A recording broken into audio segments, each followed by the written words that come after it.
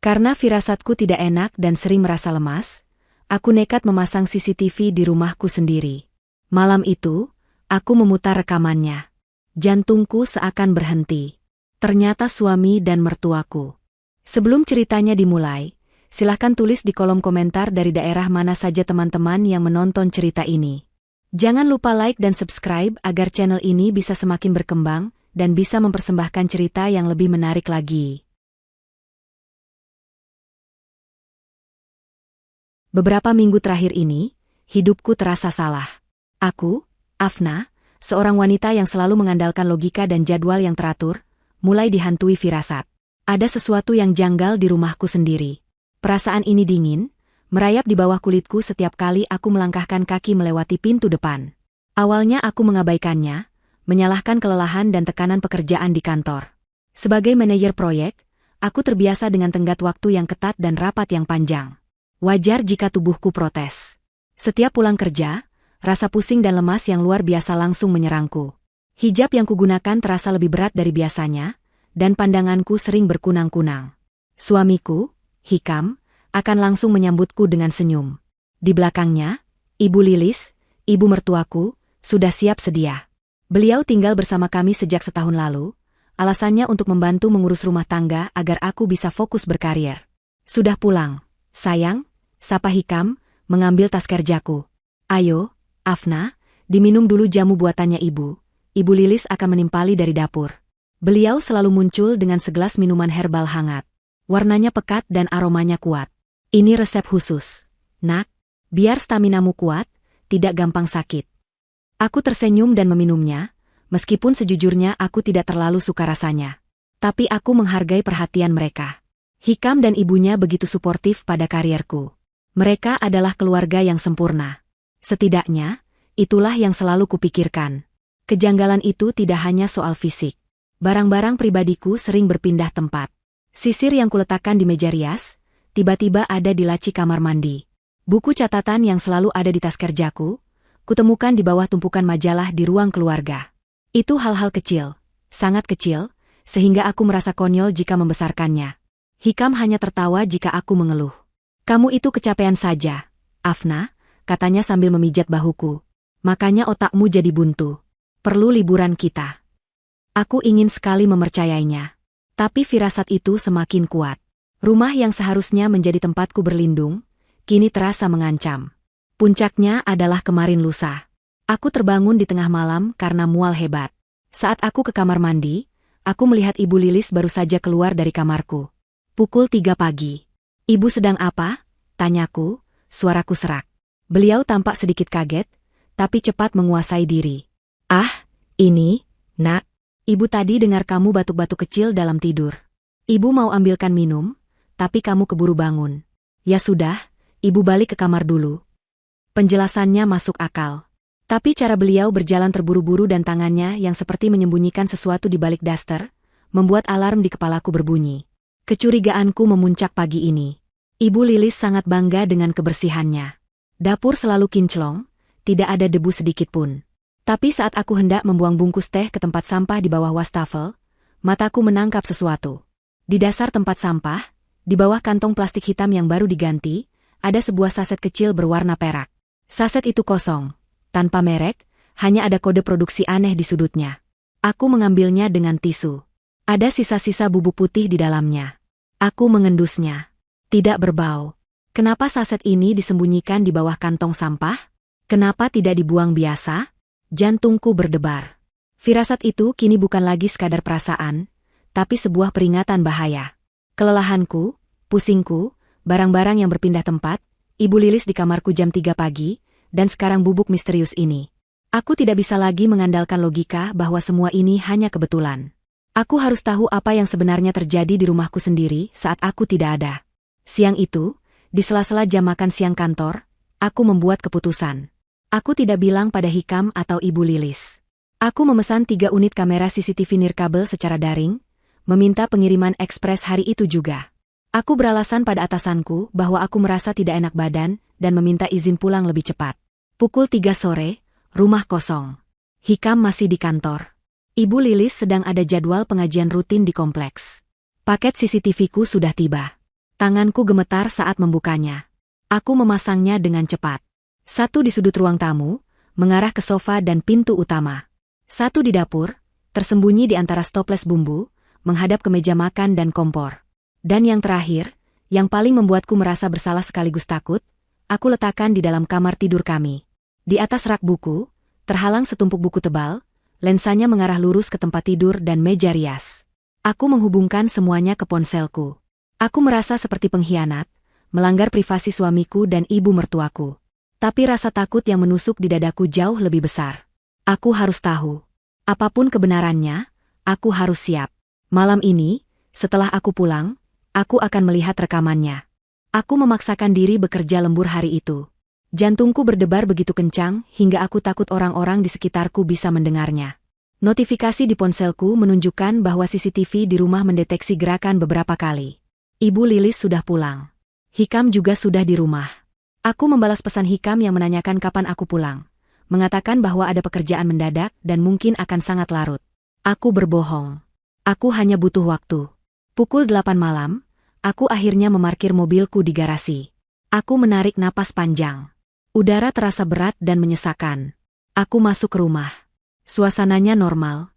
Hikam sedang menonton televisi, dan Ibu Lilis sedang di dapur, mungkin menyiapkan makan malam untukku. Baru pulang. Afna, sapa Ibu Lilis dengan senyum lembutnya yang biasa. Pasti capek sekali. Ayo, makan dulu. Ibu sudah siapkan sup hangat dan jamu spesialmu. Hikam menghampiriku. Wajahmu pucat sekali. Sayang, pekerjaanmu berat ya? Sini, biar aku pijat nanti. Perhatian mereka terasa seperti jarum yang menusuk kulitku. Aku tersenyum kaku. Terima kasih, Bu, Hikam. Aku mau ke kamar mandi dan bersih-bersih dulu. Nanti aku susul makan. Aku berbohong lagi. Aku tidak ke kamar mandi. Aku langsung menuju ruang kerja di lantai atas, satu-satunya ruangan yang aku tahu tidak akan dimasuki oleh mereka. Aku mengunci pintu di belakangku. Tanganku gemetar hebat saat mengeluarkan ponsel. Aku membuka aplikasi CCTV. Aku memutar rekaman dari dapur lebih dulu, sekitar pukul 5 sore. Ibu Lilis ada di sana. Beliau terlihat sedang meracik jamu yang biasa ku minum. Beliau mengambil jahe, kunyit, kencur, semua bahan yang biasa beliau sebutkan. Lalu, beliau berhenti. Beliau melihat ke sekeliling, memastikan tidak ada siapa-siapa. Kemudian, Ibu Lilis merogoh saku dasternya. Beliau mengeluarkan botol kecil berwarna coklat gelap, tanpa label. Beliau membuka tutupnya, dan dengan hati-hati menuangkan beberapa tetes cairan dari botol itu ke dalam gelas jamu yang disiapkan untukku. Setelah itu, beliau mengaduknya perlahan, lalu meletakkan botol itu kembali ke sakunya. Napasku tercekat. Apa itu? Obat? Vitamin tambahan? Kenapa harus sembunyi-sembunyi? Aku memaksakan diri untuk tenang. Mungkin ada penjelasan logis. Aku beralih ke rekaman kamar tidur, sekitar pukul 4 sore, sebelum Hikam pulang. Ibu Lilis masuk ke kamarku. Beliau tidak sedang bersih-bersih. Beliau langsung menuju meja riasku. Beliau membuka laci, mengambil botol diffuser aromaterapi yang selalu kunyalakan sebelum tidur. Beliau membukanya, lalu menuangkan cairan dari botol coklat yang sama ke dalamnya. Jantungku mulai berdebar tak karuan. Tidak cukup dijamu, beliau juga menaruhnya di aromaterapi yang kuhirup semalaman. Belum selesai. Beliau kemudian berjalan ke sisi tempat tidurku. Dari saku yang lain, beliau mengeluarkan saset perak, sama persis seperti yang kutemukan di tempat sampah. Beliau merobeknya, dan dengan gerakan yang sangat pelan dan terkendali, beliau menaburkan bubuk putih halus dari saset itu ke atas bantalku. Beliau menepuk-nepuk bantal itu pelan, seolah merapikannya, menyebarkan bubuk itu agar tidak terlihat. Aku menutup mulutku, menahan jeritan. Ya Tuhan, apa yang beliau lakukan? Aku kembali ke rekaman dapur. Pukul 6:30 malam. Hikam sudah pulang. Dia masuk ke dapur, di mana Ibu Lilis sedang menyiapkan makan malam. Bagaimana, Bu? Tanya Hikam, suaranya pelan, tapi terekam jelas oleh mikrofon CCTV. Ibu Lilis menoleh. Wajah lembut keibuannya hilang. Yang ada hanya ekspresi dingin dan datar. Semua beres. Dosis di jamunya sudah Ibu tambahkan. Di bantal dan diffusernya juga. Apa ini tidak terlalu lambat, Bu? Hikam terdengar tidak sabar. Aku sudah muak berpura-pura menjadi suami yang baik untuk wanita sok sibuk itu. Hutang-hutangku semakin menumpuk.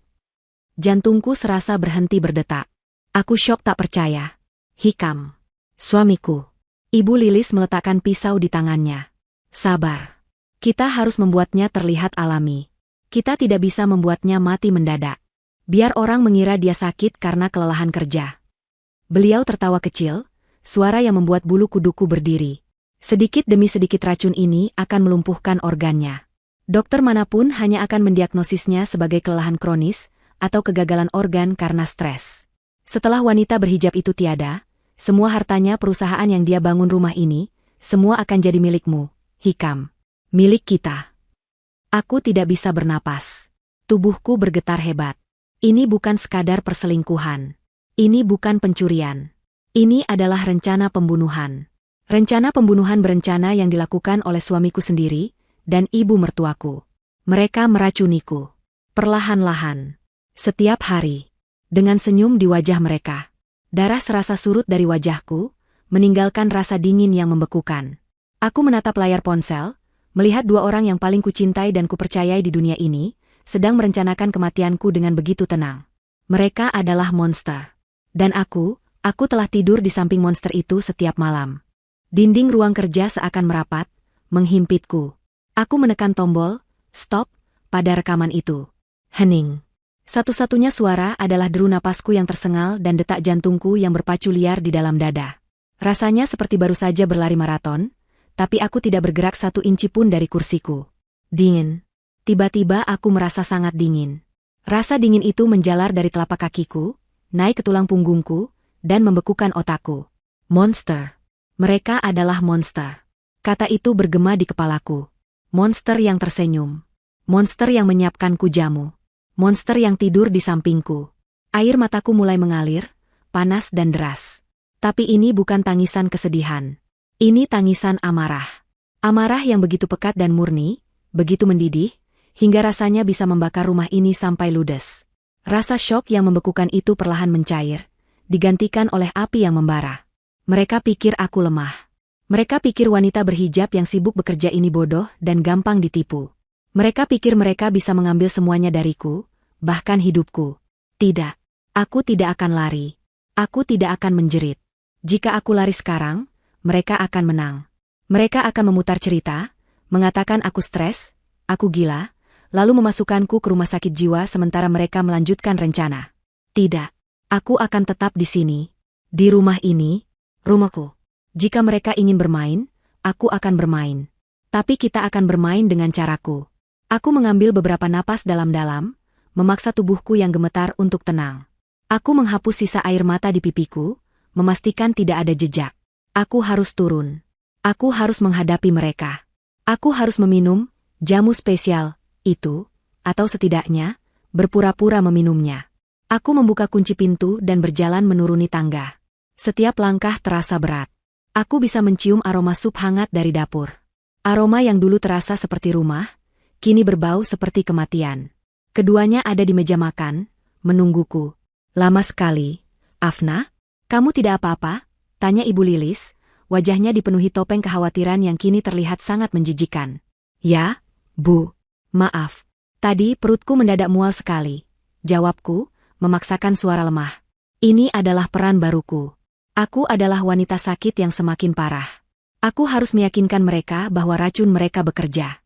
Hikam berdiri dan memapahku ke kursi. Sentuhannya di lenganku terasa seperti bara api. Aku ingin menepisnya, menjerit. Tapi aku menahannya. Aku duduk. Di depanku ada semangkuk sup dan segelas jamu yang masih sedikit hangat.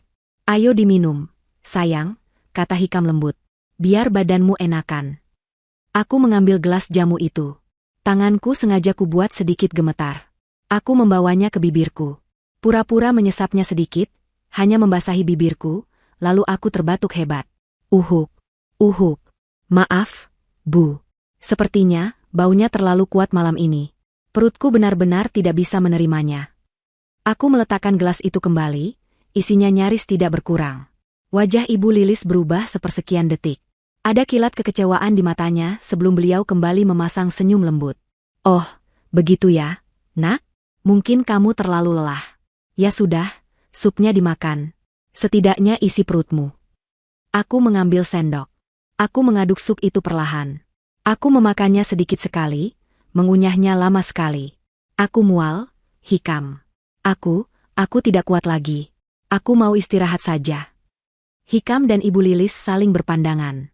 Aku melihatnya. Itu pandangan kepuasan. Rencana mereka berjalan lancar. Istri dan menantu mereka semakin lemah. Tentu, sayang, kata Hikam. Ayo, aku antar ke kamar. Di kamar, aku langsung ke kamar mandi. Aku memuntahkan sedikit sup yang terpaksa aku telan. Aku menyikat gigiku 2 kali, mencoba menghilangkan rasa racun yang seolah menempel di lidahku. Saat aku keluar, Hikam sedang menyalakan diffuser aromaterapi. Asap wangi langsung memenuhi ruangan. Nah, biar tidurmu nyenyak, katanya. Aku segera menutup hidung. Matikan, Hikam. Baunya membuatku pusing. Aku berakting panik. Aku tidak tahan wangi-wangian malam ini. Hikam tampak kesal sesaat, tapi dia menurut. Dia mematikannya. Lalu aku melihat bantal di tempat tidur. Bantal yang sudah ditaburi bubuk kematian. Aku berjalan ke lemari, mengambil botol air minum yang selalu kusimpan di sana. Aku sengaja menyenggolnya hingga tumpah, tepat di atas bantalku. Oh, ya ampun. Basah, seruku. Hikam menggeram pelan. Kamu ceroboh sekali sih, Afna. Maaf, aku sedang tidak fokus. Kepalaku pusing. Ya basah kuyup. Aku pakai bantal tamu saja ya, kataku, cepat-cepat menarik bantal dari lemari atas, membungkusnya dengan sarung bantal bersih. Bantal beracun itu kulempar ke keranjang pakaian kotor. Ibu Lilis pasti akan marah besok, tapi aku tidak peduli. Malam ini, aku aman dari bantal itu. Aku berbaring, memunggungi Hikam. Aku memejamkan mata, tapi aku tidak tidur. Setiap sel di tubuhku waspada. Aku mendengarkan napasnya. Aku menunggu. 1 jam berlalu. 2 jam. Akhirnya, aku mendengar Hikam bergerak. Dia pikir aku sudah tidur lelap. Dia bangkit dari tempat tidur dan berjalan pelan ke arah balkon. Pintu kaca itu sedikit terbuka. Aku mendengar suaranya, berbisik pelan, tapi di keheningan malam, suaranya terdengar jelas. Sabar, sayang. Iya, aku tahu. Dia semakin lemah. Sepertinya tidak akan lama lagi, katanya. Ada jeda. Dia mendengarkan orang di seberang telepon. Tentu saja aku merindukanmu. Aku muak harus berpura-pura menyentuh wanita berhijab itu. Setelah dia tiada, kita bisa hidup tenang. Selamanya. Uangnya akan jadi milik kita. Dunia seakan runtuh untuk kedua kalinya malam itu. Jadi bukan hanya mereka berdua. Ada orang ketiga. Ada wanita lain. Suamiku tidak hanya merencanakan pembunuhanku demi harta bersama ibunya. Dia melakukannya demi wanita simpanannya. Amarah dingin yang tadi kurasakan kini berubah menjadi es yang tajam. Es yang siap menusuk balik. Mereka semua akan membayar. Aku bersumpah. Pagi harinya, aku menjalankan peranku dengan sempurna. Aku bangun dalam keadaan lebih buruk.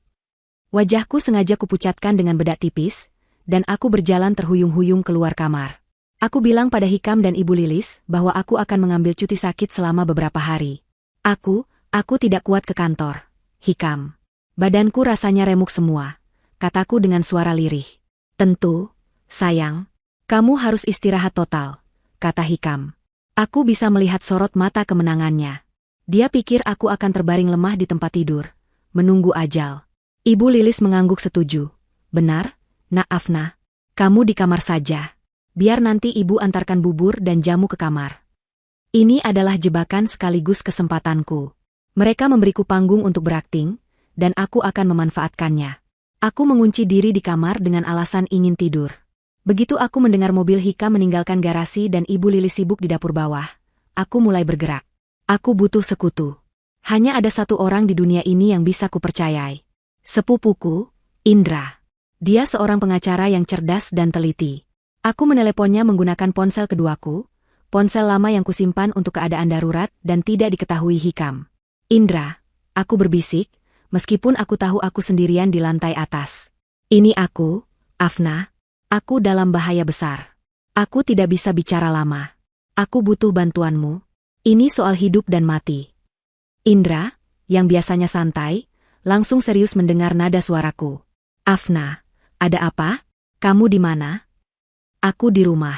Dengar, Hikam dan Ibu Lilis, mereka meracuniku. Perlahan-lahan. Aku punya buktinya. Rekaman CCTV, kataku cepat, menahan isak tangis. Hening sejenak di seberang. Ya Tuhan, Afna. Oke. Tenang. Kamu aman sekarang? Apa yang kamu butuhkan? Aku butuh bukti fisik. Aku butuh sampel racun ini diuji. Dan aku tidak tahu harus bagaimana. Suaraku akhirnya pecah. Dengar aku, kata Indra tegas. Jangan makan atau minum apapun lagi dari mereka. Sembunyikan air minum botolan dan makanan ringan di kamarmu. Aku akan mengatur tes laboratorium swasta. Kita tidak bisa pakai jalur resmi dulu. Apa kamu bisa mendapatkan sampelnya? Aku bisa. Bagus. Aku juga akan menyewa detektif swasta. Kita perlu tahu seberapa dalam ini. Kita perlu tahu siapa wanita yang dihubungi Hikam semalam. Aku terkejut. Kamu tahu soal wanita itu? Kamu bilang dia menelepon seseorang. Aku pengacara, Afna. Motif seperti ini jarang berdiri sendiri. Biasanya ada 3 hal. Uang, dendam, atau wanita lain. Dalam kasusmu, sepertinya ketiganya. Setelah menutup telepon, aku memakai sarung tangan karet yang selalu kusimpan untuk membersihkan perhiasan. Aku bergerak cepat. Aku mengambil botol diffuser dari kamar Hikam. Aku mengambil botol kecil air mineral, mengisinya sedikit dengan sisa jamu semalam yang masih ada di gelas di meja makan. Lalu, bagian tersulit. Aku harus masuk ke kamar Ibu Lilis. Aku tahu di mana beliau menyimpan kunci kamar. Selalu di bawah pot tanaman hias palsu di lorong.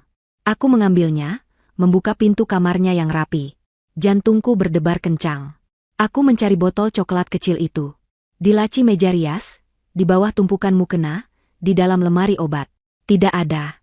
Akhirnya, aku menemukannya. Terselip di dalam kantong daster kotor yang tergantung di balik pintu. Aku mengambilnya. Tanganku gemetar saat menyadari betapa cerobohnya dia, atau betapa percayanya dia bahwa aku tidak akan pernah curiga. Aku juga mengambil 1 saset perak yang kutemukan di sana. Aku tidak mengambil bantal. Itu terlalu berisiko. Tapi aku punya cukup bukti. Aku harus keluar rumah. Aku bilang pada Ibu Lilis bahwa aku perlu ke apotek untuk membeli obat pereda nyeri yang biasa kupakai. Kenapa tidak minta Hikam? Tanyanya, curiga. Dia sedang rapat. Aku tidak mau mengganggunya. Aku pesan taksi online saja. Sebentar kok, kataku. Aku memakai hijab panjang yang menutupi sebagian wajahku, kacamata hitam, dan masker. Aku terlihat seperti orang sakit sungguhan. Aku memesan taksi ke apotek, tapi di tengah jalan, aku meminta sopir berhenti di sebuah mal. Dari mal, aku memesan taksi lain ke alamat yang diberikan Indra. Sebuah gedung kantor kecil yang tampak biasa saja. Indra sudah menungguku di lobi. Wajahnya tegang. Tanpa banyak bicara, dia membawaku ke lantai 3. Laboratorium itu tersembunyi, tidak ada papan nama. Kami menyerahkan semua sampel yang kubawa. Cairan jamu, cairan diffuser, bubuk dari saset, dan cairan dari botol coklat Ibu Lilis. Hasilnya akan keluar dalam 24 jam, kata analis lab itu. Kami akan memprioritaskannya. Bagus, kata Indra. Afna, sekarang kamu harus kembali ke rumah sebelum mereka curiga. Ingat, kamu sakit. Kamu lemah. Teruslah bermain peran. Kembali ke rumah adalah bagian terberat.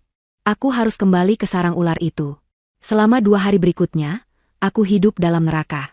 Aku berpura-pura semakin lemah. Aku nyaris tidak makan apa-apa selain biskuit dan air mineral yang kusimpan di ruang kerjaku. Aku membuang bubur dan jamu buatan Ibu Lilis ke toilet saat dia tidak melihat. Pada hari ketiga, Indra meneleponku. Hasilnya keluar, Afna. Kamu harus duduk. Katakan saja, Indra. Itu arsenik. Dosis rendah, tapi konsisten. Dan bubuk di bantal itu campuran spora jamur langka yang jika terhirup terus-menerus akan menyebabkan kerusakan paru-paru dan kelumpuhan saraf. Cairan di diffuser juga sama. Ini adalah rencana pembunuhan yang sangat terencana, Afna. Mereka bukan amatir. Aku memejamkan mata. Mendengarnya secara ilmiah membuatnya semakin nyata. Ada lagi, kata Indra, suaranya berat.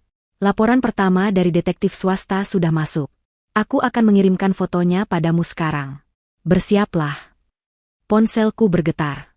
Sebuah email masuk. Aku membukanya. Di layar, aku melihat Hikam.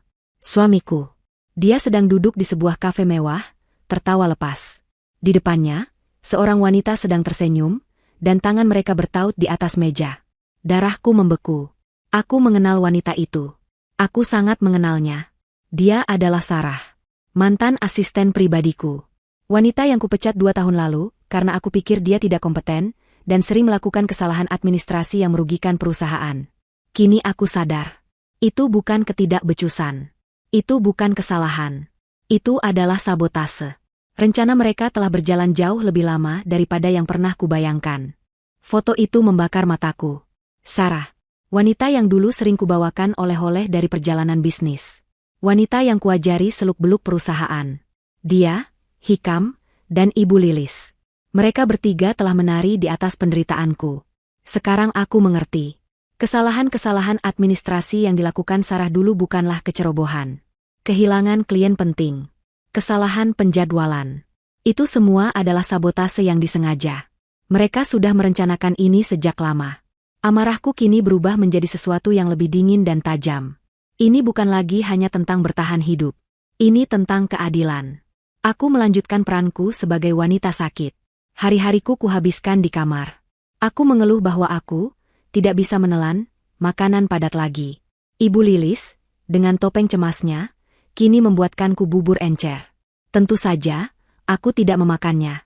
Aku membuangnya ke kloset saat dia pergi, lalu membersihkan sisanya dengan tisu basah. Aku hanya hidup dari biskuit kering dan air mineral botolan yang kusimpan rapat-rapat di dalam lemari pakaianku, di balik tumpukan hijab. Semakin aku menolak makanan dan jamu mereka, semakin gelisah mereka. Aku bisa melihatnya.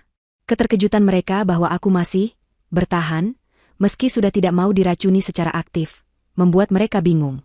Atau mungkin, mereka frustrasi karena aku tidak mati sesuai jadwal. Aku butuh tahu lebih banyak. CCTV di kamar dan dapur hanya memberiku gambaran apa yang mereka lakukan. Aku butuh tahu mengapa. Mengapa kebencian ini begitu dalam? Mengapa suamiku sendiri, yang dulu ku kenal lembut, bisa berubah menjadi monster? Aku menghubungi Indra lagi. Aku butuh alat penyadap, bisikku di telepon. Sesuatu yang kecil. Sesuatu yang bisa kutaruh di ruang keluarga. Indra tidak bertanya. 2 jam kemudian, seorang kurir mengantarkan paket berisi suplemen herbal untukku. Di dalam botol suplemen itu, di antara kapsul-kapsul, ada sebuah alat penyadap kecil berwarna hitam, seukuran kancing baju. Menanamnya adalah hal tersulit. Aku menunggu sampai Ibu Lilis pergi ke pasar. Aku berjalan perlahan keluar kamar, berpura-pura terbatuk-batuk dan memegangi dinding untuk menopang tubuh. Aku sengaja jatuh di dekat rak televisi di ruang keluarga. Aduh, seruku pelan. Hikam, yang sedang membaca koran di sofa, terkejut. Afna, kamu kenapa jalan-jalan? Harusnya di kamar. Aku hanya bosan. Mau ambil minum, kataku, terengah-engah. Saat dia membantuku berdiri, tanganku yang gemetar dengan cepat menempelkan alat penyadap itu di balik bingkai foto pernikahan kami yang besar. Bingkai foto yang ironisnya menampilkan kami berdua tersenyum bahagia. Malam itu, aku mendapatkan jawabannya. Aku berbaring di tempat tidur, pura-pura tertidur lelap. Di telingaku tersumpal earphone nirkabel yang terhubung ke ponsel keduaku. Di ruang keluarga di lantai bawah, Hikam dan Ibu Lilis sedang berbicara. Awalnya hanya keluhan. Dia tidak mau makan lagi, Bu. Jamunya utuh. Buburnya dibuang, kata Hikam. Suaranya terdengar kesal. Dia juga tidak mau pakai diffuser dan bantalnya sudah dia ganti. Apa dia curiga? Curiga atau tidak masalah, jawab Ibu Lilis dingin. Tubuhnya sudah telanjur menyerap banyak. Dia sudah lemah. Tinggal menunggu waktu. Tapi berapa lama lagi? Sarah sudah tidak sabar. Hutang-hutangku juga, desak Hikam. Sabar, bentak Ibu Lilis. Kamu ini sama saja seperti ayahmu. Tidak sabaran, selalu ingin instan. Ada hening sejenak. Aku menahan napas. Jangan samakan aku dengan dia, Bu, geram Hikam. Oh, tentu saja tidak. Dia laki-laki lemah yang tidak bisa berbuat apa-apa selain mati. Kamu setidaknya berguna. Suara Ibu Lilis berubah menjadi desisan penuh kebencian. Kamu tahu, Hikam, kenapa aku memilih wanita ini untukmu? Kenapa harus Afna? Karena dia kaya, jawab Hikam datar. Bukan hanya itu, bodoh, sentak Ibu Lilis. Ini tentang dendam. Ini tentang kehormatan keluarga kita yang diinjak-injak. Aku mengerutkan kening. Keluarga apa? Ayahmu, Ibu Lilis melanjutkan, Suaranya kini bergetar karena amarah yang tertahan. Ayahmu, almarhum suamiku, dia adalah rekan bisnis ayah Afna. Mereka membangun usaha dari nol. Tapi ayah Afna licik. Dia menipu suamiku.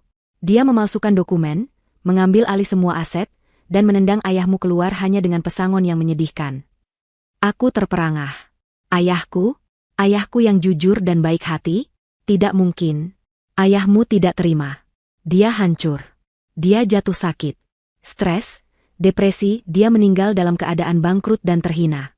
Sementara ayah Afna, dia hidup makmur di atas penderitaan kita. Dia membangun perusahaannya yang besar itu di atas bangkai ayahmu. Aku tahu ayah Hikam meninggal saat Hikam masih kecil, tapi Hikam tidak pernah bercerita detail. Dia selalu bilang itu kecelakaan. Dan aku, kata Ibu Lilis lagi, aku harus hidup melarat. Aku bukan istri pertamanya. Aku hanya istri siri yang tidak diakui, yang harus membesarkan kamu, anak haramnya, sendirian. Jantungku serasa diremas. Jadi, Ibu Lilis bukan ibu kandung Hikam. Dan Hikam, aku bersumpah di atas makamnya. Aku akan membalas semuanya. Aku akan mengambil kembali apa yang seharusnya jadi milik kita. Aku membesarkanmu, Hikam, dengan satu tujuan. Untuk menghancurkan keluarga mereka dari dalam. Pernikahanmu dengan Afna adalah langkah pertamanya. Kematiannya adalah langkah terakhir. Aku mual. Jadi ini semua, seluruh hidupku, adalah sebuah panggung sandiwara yang dirancang oleh wanita tua pendendam ini. Hikam bukanlah korban. Dia adalah alat yang diasah dengan kebencian. Dan Sarah? Dia mungkin hanya umpan untuk menjaga agar Hikam tetap patuh. Mereka terdiam lama. Lalu aku mendengar suara Hikam. Jadi, apa rencana selanjutnya? Dia tidak mau diracun lagi. Kita percepat, kata Ibu Lilis mantap. Minggu depan ulang tahun pernikahan kalian. Kan? Kita akan adakan pesta kecil. Perayaan. Kita undang beberapa teman dekat. Di depan semua orang, kita akan berikan dia minuman spesial. Sampanye atau jus kesukaannya. Di depan orang? Tentu saja. Kita akan bersulang untuk kesembuhannya. Dia meminumnya. Lalu dia kolaps. Jantungnya berhenti. Semua orang akan melihatnya. Mereka akan bersaksi betapa kita sudah merawatnya dengan baik. Betapa dia sakit-sakitan. Betapa tragisnya. Tidak akan ada yang curiga. Itu akan jadi penutup yang sempurna. Aku memejamkan mata. Ulang tahun pernikahanku. Hari yang seharusnya sakral, akan mereka jadikan hari eksekusiku. Baik, jika mereka ingin pesta, aku akan beri mereka pesta. Pesta yang tidak akan pernah mereka lupakan seumur hidup mereka. Aku tidak tidur malam itu. Setelah rekaman percakapan itu berhenti, aku berbaring dalam kegelapan.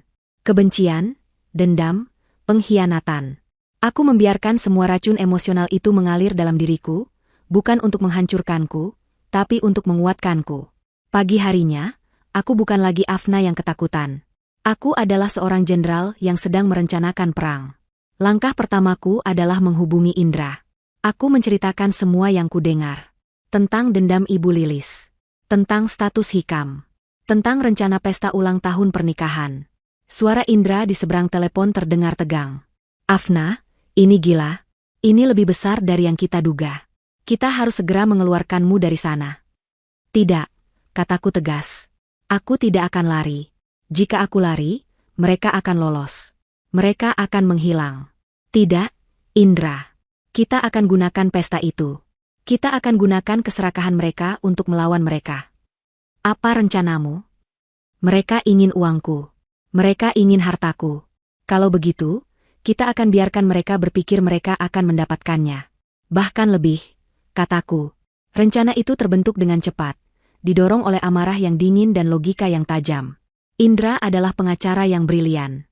Dia tahu persis apa yang harus dilakukan. Siang itu, aku melakukan akting terbaik dalam hidupku. Aku memanggil Hikam ke kamarku. Aku terlihat sangat lemah.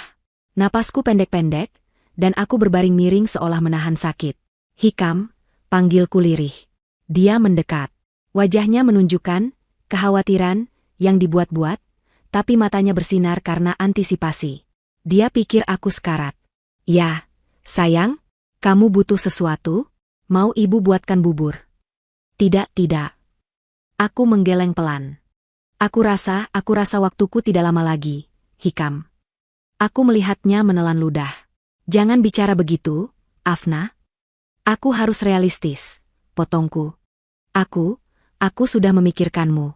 Memikirkan masa depanmu. Aku terbatuk pelan. Ada beberapa dokumen yang harus kamu tanda tangani. Dari pengacaraku. Kecurigaan langsung muncul di matanya. Dokumen apa? Pengacara? Tenang, kataku. Ini polis asuransi jiwa. Aku berbohong. Aku ingin memastikan kamu akan jadi satu-satunya penerima manfaat. Dan ada beberapa investasi, aku mau mengalihkan semuanya atas namamu. Aku tidak mau kamu repot setelah aku pergi. Mata Hikam langsung berbinar. Keserakahan mengalahkan kecurigaannya dalam sekejap. Asuransi jiwa. Pengalihan aset. Di otaknya, dia pasti sedang menghitung angka 0. Dia pikir aku, dalam kebodohanku, sedang menyerahkan segalanya padanya sebelum mati. Tentu, sayang, katanya, suaranya melembut, memegang tanganku. Apapun yang membuatmu tenang. Indra akan mengirim kurir khusus nanti sore, kataku, memejamkan mata. Tolong, kamu urus semuanya ya. Aku terlalu lelah. Pasti, sayang. Kamu istirahat saja. Indra tidak mengirim kurir. Dia mengirim rekannya yang menyamar. Dokumen yang dibawa bukanlah dokumen asuransi. Dokumen itu adalah surat kuasa penuh yang kutarik kembali, pembatalan semua hak akses Hikam ke rekening bersama, dan yang paling penting, dokumen pengalihan paksa semua aset yang pernah diatasnamakan bersama, kembali ke nama gadis Afna Hartono, berdasarkan bukti penipuan dan pemalsuan yang sudah dikumpulkan Indra. Dan di tumpukan paling bawah, diselipkan di antara lembaran-lembaran tebal yang tampak seperti lampiran polis, adalah surat perjanjian pelepasan hak atas rumah dan perusahaan. Hikam, yang dibutakan oleh janji jutaan rupiah dari asuransi jiwa, menandatangani setiap lembar di tempat yang sudah ditandai. Dia tidak membaca satu kata pun. Dia hanya melihat angka-angka di lembar asuransi palsu yang sengaja diletakkan Indra di bagian atas. Dia menandatangani kehancurannya sendiri dengan senyum di wajahnya. Sementara Hikam sibuk merayakan kemenangannya yang palsu, Indra dan timnya bekerja di belakang layar. Dalam hitungan jam, semua asetku diamankan. Rekening dibekukan. Surat kuasa baru didaftarkan. Hikam dan Ibu Lilis kini tinggal di rumahku, memakan makananku, sambil merencanakan pembunuhanku, tanpa mereka sadari bahwa mereka tidak lagi memiliki akses peser pun ke kekayaanku. Detektif swasta yang disewa Indra juga terus bekerja. Dia melacak pengeluaran Hikam dan Sarah. Ternyata, Hikam sudah menarik sejumlah besar uang dari rekening perusahaan, yang dia pikir masih bisa dia akses, dan memberikannya pada Sarah. Sarah, di sisi lain, tertangkap kamera sedang berada di agen properti, tampaknya sedang membeli rumah mewah atas namanya sendiri. Mereka tidak hanya merencanakan masa depan. Mereka sudah mulai membelanjakan uangku. Ini sempurna. Indra memastikan semua bukti transaksi gelap itu terdokumentasi dengan baik. Di rumah, persiapan pesta ulang tahun pernikahan dimulai. Ibu Lilis terdengar sangat bersemangat. Aku mendengarnya lewat penyadap, memesan catering mahal, bunga impor, dan sampanye terbaik. Ini harus jadi malam yang berkesan untuk Afna, katanya pada Hikam di telepon, diakhiri dengan tawa kecil yang jahat. Oh, tentu saja, Bu, jawab Hikam. Malam yang sangat berkesan. Aku berbaring di tempat tidurku, mendengarkan mereka menggali kuburan mereka sendiri. Mereka sibuk menyiapkan pesta. Aku sibuk menyiapkan daftar tamu. Daftar tamuku sedikit berbeda. Selain beberapa teman yang benar-benar peduli padaku, Indra juga sudah mengkonfirmasi kehadiran beberapa tamu istimewa. Tim pengacara, notaris, 2 orang petugas kepolisian berpakaian preman, dan seorang jurnalis investigasi ternama yang haus akan cerita besar. Panggung telah disiapkan. Gaun untuk malam eksekusiku sudah tergantung di lemari. Bukan gaun untukku. Gaun untuk mereka. Malam pesta ulang tahun pernikahan kami tiba. Rumahku, yang selama berminggu-minggu terasa seperti kuburan yang dingin, kini disulap menjadi panggung pertunjukan. Ibu Lilis benar-benar berusaha keras. Ada bunga lili putih di setiap sudut. Ironis sekali, bunga yang melambangkan kesucian, kini terasa seperti bunga pemakaman. Aroma wangi mereka bercampur dengan bau makanan lezat dari catering mahal. Musik instrumental lembut mengalun, menciptakan suasana elegan yang palsu. Aku duduk di depan meja rias, membiarkan penata rias yang disewa Ibu Lilis merias wajahku. Kita buat Mbak Afna terlihat segar. Ya, katanya riang. Aku hanya tersenyum tipis. Aku memintanya untuk membuat riasanku sepucat mungkin, dengan lingkaran hitam samar di bawah mata. Aku ingin terlihat natural, jangan terlalu tebal. Aku sedang tidak sehat, kataku. Dia menurutinya, dan hasilnya sempurna. Aku terlihat rapuh, cantik, dan sekarat. Hijab berwarna gading muda membingkai wajahku, membuatku tampak seperti porselen yang siap pecah. Hikam masuk ke kamar. Dia mengenakan jas mahal yang aku tahu dia beli menggunakan uangku minggu lalu. Dia tampak luar biasa tampan, dan luar biasa menjijikan. Sayang, katanya, suaranya dibuat bergetar penuh emosi. Kamu cantik sekali. Dia mendekat, ingin mencium keningku. Aku menggeser wajahku sedikit. Jangan, Hikam. Nanti riasanku rusak. Aku lelah sekali. Apa pestanya harus sekarang? Aku memainkan peranku sampai akhir. Hanya sebentar, sayang, katanya, matanya bersinar. Teman-temanmu sudah datang. Mereka ingin melihatmu. Dia melihatku bukan sebagai istri, tapi sebagai pundi-pundi emas yang akan segera dia klaim. Indra datang menjemputku ke kamar. Sesuai rencana, aku akan menggunakan kursi roda. Agar kamu tidak lelah, Afna, kata Indra keras, agar Hikam bisa mendengar. Kondisimu belum stabil. Hikam mengangguk setuju. Tentu saja dia setuju. Semakin lemah aku terlihat, semakin baik bagi sandiwara mereka. Indra mendorong kursi rodaku keluar kamar. Saat kami di lorong, dia berbisik pelan. Semua siap. Polisi ada di dekat pintu keluar. Jurnalis ada di dekat meja minuman. Tim pengacara di sudut. Notaris di belakang. Panggungmu siap, Afna. Terima kasih, Indra, balasku, suaraku tak bergetar. Saat aku didorong memasuki ruang keluarga yang sudah penuh tamu, musik berhenti sejenak. Semua mata menoleh padaku. Ada tatapan kasihan. Ada yang tulus, dari teman-temanku yang benar-benar khawatir. Ada yang penuh antisipasi, dari tamu-tamu istimewa Indra. Dan ada tatapan dari Ibu Lilis. Beliau mengenakan gamis brokat mewah berwarna hijau zamrud, tampak agung dan keibuan. Beliau tersenyum padaku, senyum seorang malaikat. Malaikat maut. Beliau menghampiri, membenarkan selimut di pangkuanku. Selamat datang, nak. Selamat ulang tahun pernikahan. Ibu berdoa ini jadi malam yang indah untukmu. Terima kasih, Bu, kataku lemah. Pesta berlangsung. Orang-orang datang menyapaku silih berganti. Aku hanya tersenyum, mengangguk, dan sesekali terbatuk pelan. Hikam dan Ibu Lilis adalah tuan rumah yang sempurna. Mereka tertawa, menyapa tamu, memastikan gelas semua orang terisi. Mereka terlihat seperti keluarga yang berbakti, merawat anggota keluarga mereka yang sakit parah. Aku melihat jurnalis investigasi yang diundang Indra, Taufan. Dia tidak banyak bicara. Dia hanya mengamati. Matanya yang tajam merekam setiap interaksi, setiap senyum palsu Hikam, setiap sentuhan, penuh kasih, Ibu Lilis. 1 jam berlalu. Akhirnya, momen itu tiba. Ibu Lilis bertepuk tangan pelan, meminta perhatian. Selamat malam, bapak-bapak, ibu-ibu. Terima kasih sudah hadir di malam spesial putra saya, Hikam, dan menantu kesayangan saya, Afna, katanya, suaranya lembut. Meskipun kita tahu kondisi Afna sedang tidak baik, tapi cinta mereka berdua begitu kuat. Kami ingin merayakannya. Hikam mengambil alih. Dia berdiri di samping kursi rodaku, satu tangan diletakkan di bahuku. Aku bisa merasakan keringat dingin di telapak tangannya. Dia gugup. Tentu saja, ini adalah adegan puncaknya. Terima kasih semua, kata Hikam, suaranya dibuat serak. Melihat istri saya, Afna, berjuang setiap hari, itu berat. Tapi malam ini, dia adalah wanita terkuat yang saya kenal. Dia menatapku. Sayang, aku mencintaimu. Sangat. Para tamu wanita mulai terlihat terharu. Teman-temanku menatap Hikam dengan kagum. Betapa setianya suami ini. Dan untuk merayakan cinta kami, lanjut Hikam. Ibu Lilis maju. Beliau membawa nampan perak kecil. Di atasnya, hanya ada 2 gelas sampanye yang berkilauan. Atau lebih tepatnya, jus apel bersoda, karena aku tidak minum alkohol. Tapi aku tahu, satu di antaranya sudah dispesialkan. Hikam mengambil 1 gelas. Ibu Lilis mengambil yang lain.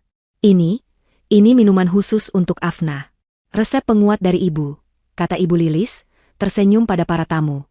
Dan ini untuk Hikam. Hikam mengambil gelas yang ditujukan untukku. Gelas berisi cairan yang sedikit lebih keruh. Dosis fatal. Dia berlutut di depan kursi rodaku, menyamakan tingginya denganku. Ruangan hening. Semua kamera ponsel terangkat, ingin mengabadikan momen romantis ini. Untuk istriku tercinta, bisik Hikam, matanya menatap lurus ke mataku. Semoga kamu tenang. Dia hampir salah bicara, tapi cepat meralatnya. Semoga kamu lekas sembuh. Aku menatap matanya. Aku melihat semuanya. Keserakahan. Ketidaksabaran. Kelegaan karena ini semua akan segera berakhir. Tanganku yang sengaja kubuat gemetar, terulur mengambil gelas itu. Aku memegangnya. Cairan itu berkilauan di bawah cahaya lampu. Cairan kematianku. Aku mengangkat gelas itu sedikit. Terima kasih, Hikam. Terima kasih, Ibu. Aku membawanya mendekat ke bibirku. Hikam tersenyum. Ibu Lilis tersenyum. Lalu, aku berhenti. Aku menurunkan gelas itu perlahan. Aku menatap Hikam. Terima kasih, sayang. Tapi sebelum aku minum, suaraku terdengar lemah, tapi cukup jelas untuk didengar di ruangan yang hening itu. Aku punya hadiah kecil untuk kalian. Wajah Hikam menegang. Senyum Ibu Lilis sedikit goyah. Hadiah apa, Nak? Aku tidak menjawab. Tanganku yang bebas merogoh saku di balik selimut di pangkuanku. Aku mengeluarkan sebuah remote kecil. Hadiah untuk merayakan semua kejujuran dan semua pengorbanan yang telah kalian berikan padaku. Dan aku menekan tombolnya. Lampu ruangan utama tiba-tiba padam, berganti dengan cahaya terang dari proyektor yang menyala, menyorot ke dinding putih besar di seberang ruangan. Layar itu hidup. Detik pertama, yang muncul di layar hanyalah gambar statis dari sudut kamar tidurku. Para tamu tampak bingung. Hikam dan Ibu Lilis membeku. Apa-apaan ini, Afna? Tanya Hikam, berusaha tertawa gugup. Pesta kejutan? Bukan, jawabku. Suaraku kini tidak lagi lemah. Aku menegakkan punggungku di kursi roda. Ini pertunjukan. Silakan duduk dan nikmati. Lalu gambar itu bergerak. Rekaman CCTV itu berputar. Para tamu melihat layar. Mereka melihat Ibu Lilis, yang beberapa detik lalu adalah sosok menantu idaman, kini masuk ke kamarku dengan langkah mengendap-endap. Para tamu terkesiap. Mereka melihat Ibu Lilis membuka saset perak dan menaburkan bubuk putih ke bantalku. Mereka melihatnya menuangkan cairan dari botol coklat ke dalam diffuser aromaterapi. Ruangan menjadi sunyi senyap. Musik telah berhenti. Satu-satunya suara adalah napas tertahan. Itu apa yang dia lakukan? Bisik salah satu temanku, ngeri. Itu kan bantalnya Afna. Rekaman berganti. Kini adegan di dapur.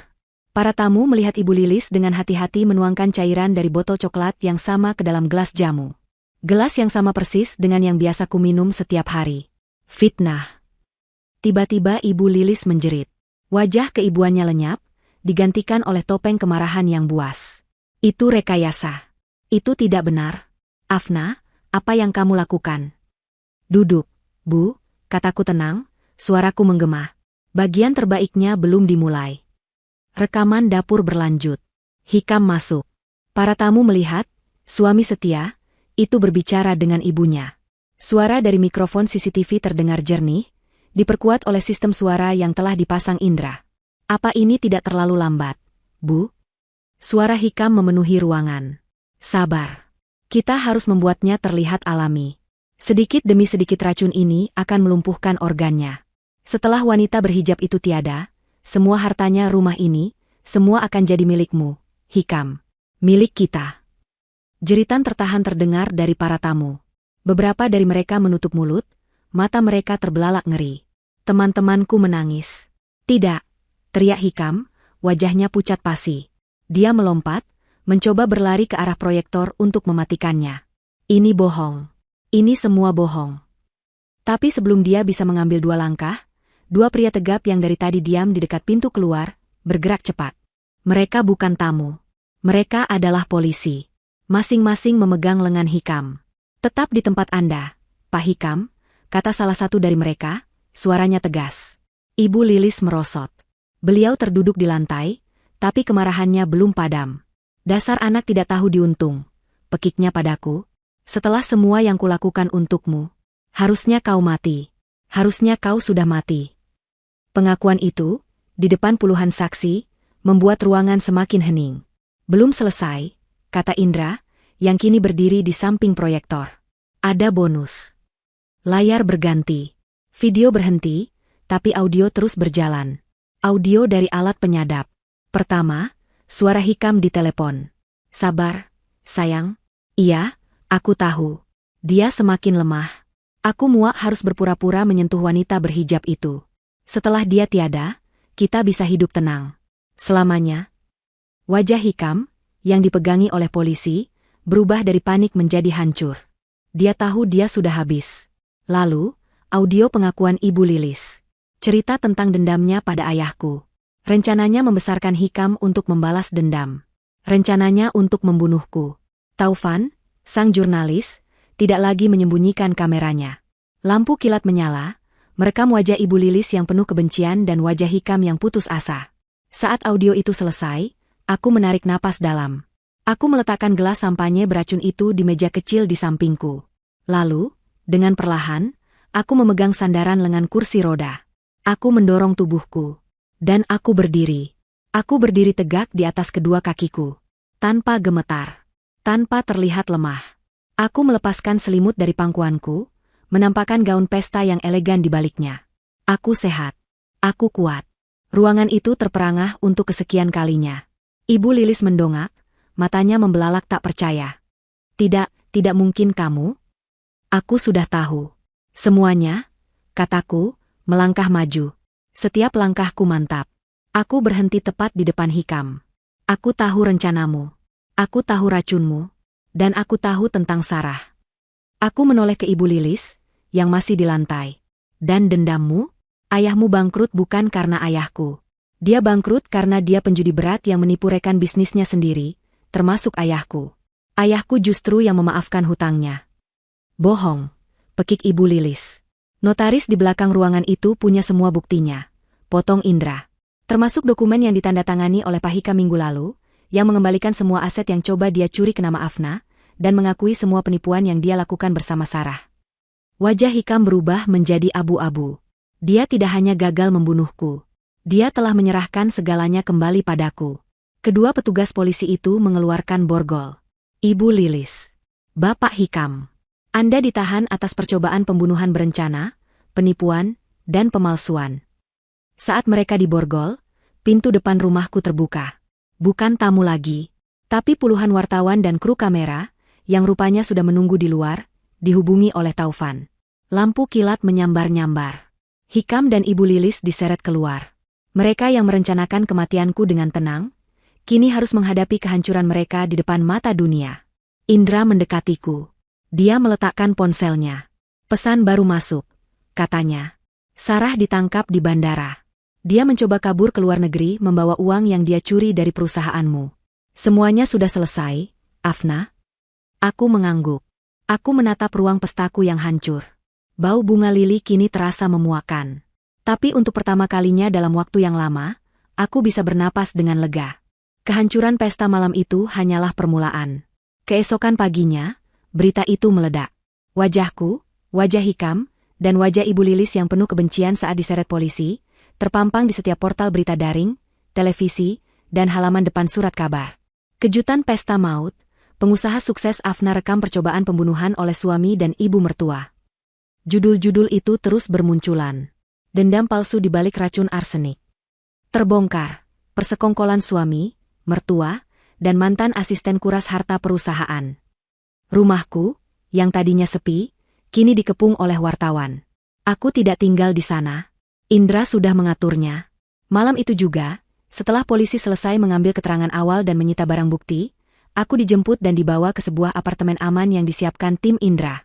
Aku mematikan ponsel utamaku, memutus akses dari dunia luar. Aku hanya perlu fokus pada satu hal, memastikan mereka tidak pernah bisa menyakiti siapapun lagi. Proses hukum berjalan cepat. Bukti yang kami miliki terlalu kuat, terlalu telak. Publik yang awalnya terbagi, kini sepenuhnya memihakku setelah rekaman CCTV dan audio itu diputar secara terbatas di pengadilan.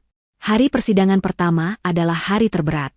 Aku harus berjalan memasuki ruangan itu, melewati kilatan kamera, dan duduk di kursi saksi. Di seberang ruangan, duduk 3 orang yang telah menghancurkan hidupku. Hikam tampak kurus dan kuyu. Wajah tampannya hilang, digantikan oleh janggut tipis dan mata yang cekung. Sarah, mantan asistenku, tidak berhenti menangis sejak dia masuk. Dia terlihat hancur.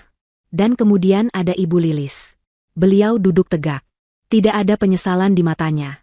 Hanya ada kebencian murni yang menatap lurus ke arahku. Beliau tidak hancur. Beliau marah karena gagal. Indra, sebagai pengacara pribadiku yang bekerja sama dengan jaksa penuntut umum, memimpin presentasi bukti. Semuanya dibuka satu persatu. Pertama, hasil laboratorium. Arsenik dosis rendah yang konsisten, kata saksi ahli toksikologi. Ditambah spora jamur langka yang menyerang sistem saraf paru-paru jika terhirup terus-menerus. Kombinasi ini, dalam jangka panjang, akan menyebabkan kegagalan organ masif yang tampak seperti sakit karena kelelahan kronis. Ruang sidang bergeming. Kemudian, rekaman CCTV diputar di layar besar. Ruangan itu menyaksikan Ibu Lilis menabur bubuk di bantalku.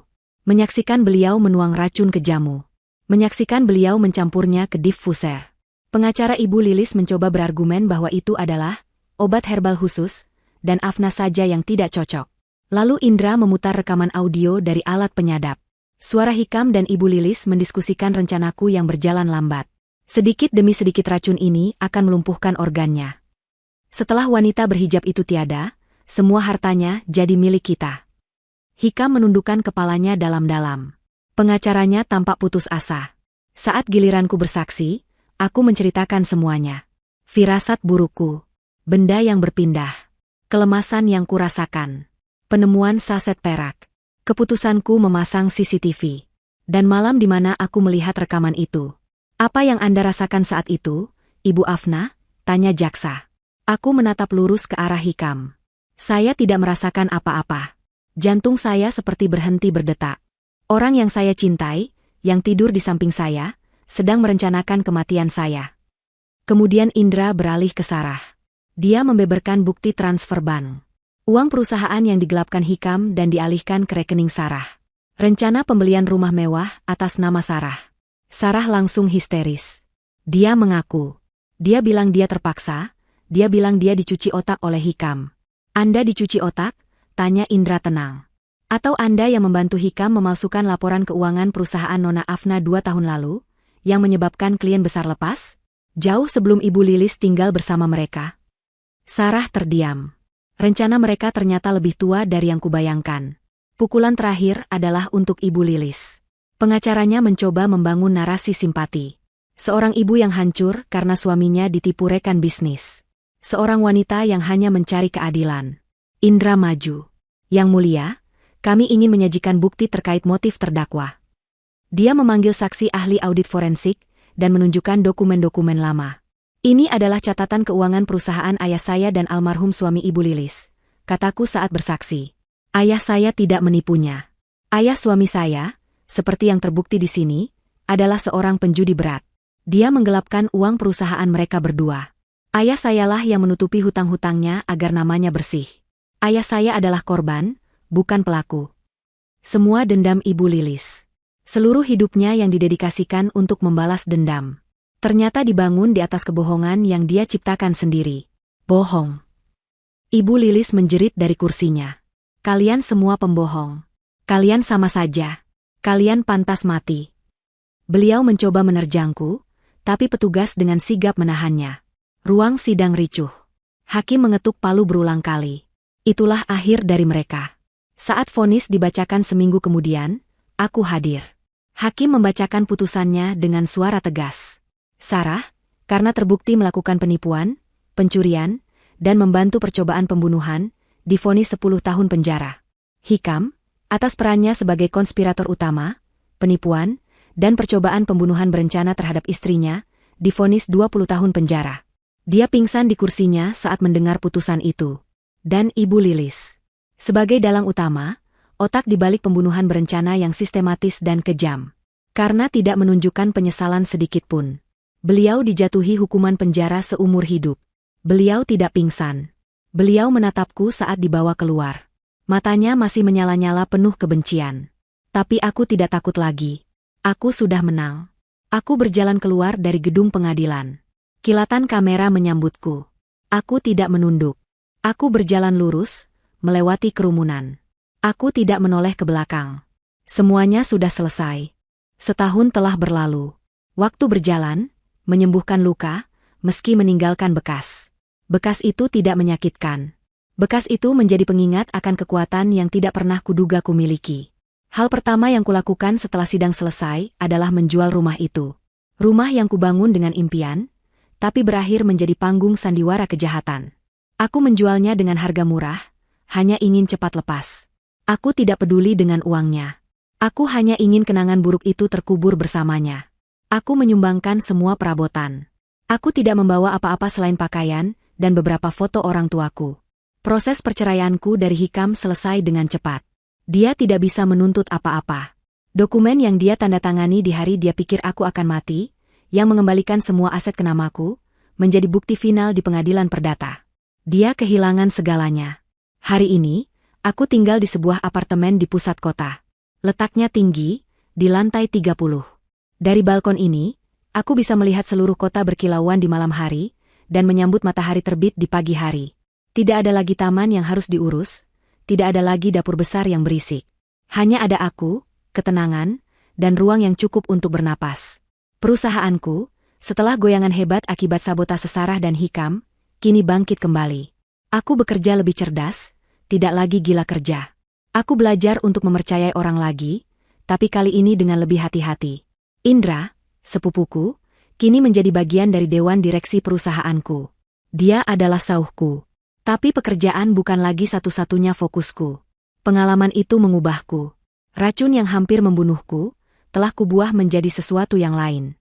Aku menggunakan sebagian besar, harta, yang coba direbut oleh Hikam dan Ibu Lilis untuk mendirikan sebuah yayasan. Yayasan Cahaya Afna. Yayasan ini tidak berfokus pada kekerasan fisik. Fokus kami adalah membantu korban kekerasan dalam rumah tangga yang tidak terlihat. Korban gaslighting. Korban manipulasi psikologis. Korban penipuan finansial oleh pasangan atau keluarga sendiri. Kami menyediakan bantuan hukum, perlindungan, dan konseling trauma bagi mereka yang, seperti aku, merasa terjebak di rumah mereka sendiri. Aku sering mendapat kabar dari penjara. Bukan karena aku mencari. Kadang pengacara yang mengurus kasus lain menceritakannya. Ibu Lilis masih di sana, menua dalam kebencian, masih menceritakan pada siapa saja yang mau mendengar bahwa dia adalah korban. Hikam, setelah beberapa tahun, dikabarkan hancur secara mental, menyadari dia menukar hidupnya demi kebohongan ibunya dan keserakahan wanita simpanannya. Sarah kudengar akan bebas lebih cepat karena perilaku baik, tapi hidupnya sudah telanjur rusak. Mereka menjadi cerita masa lalu. Cerita peringatan yang sudah tidak lagi kuperhatikan. Pagi ini, seperti pagi-pagi lainnya, aku bangun sebelum subuh. Aku mengambil air wudhu, menunaikan salatku di ruangan yang tenang. Ada kedamaian yang luar biasa dalam rutinitas itu. Setelahnya, aku tidak kembali tidur. Aku membuat secangkir kopi. Bukan jamu herbal. Aku tidak akan pernah minum jamu lagi. Aku melangkah ke balkon. Udara pagi masih segar. Hijab olahragaku sudah terpasang rapi. Di ufuk timur, garis jingga pertama mulai membentang. Matahari terbit yang baru akan segera tiba. Aku menyesap kopiku. Rasanya sedikit pahit, tapi hangat. Sama seperti hidup. Aku tersenyum. Aku selamat. Aku tidak hanya selamat. Aku hidup. Dan aku lebih kuat dari yang pernah mereka bayangkan.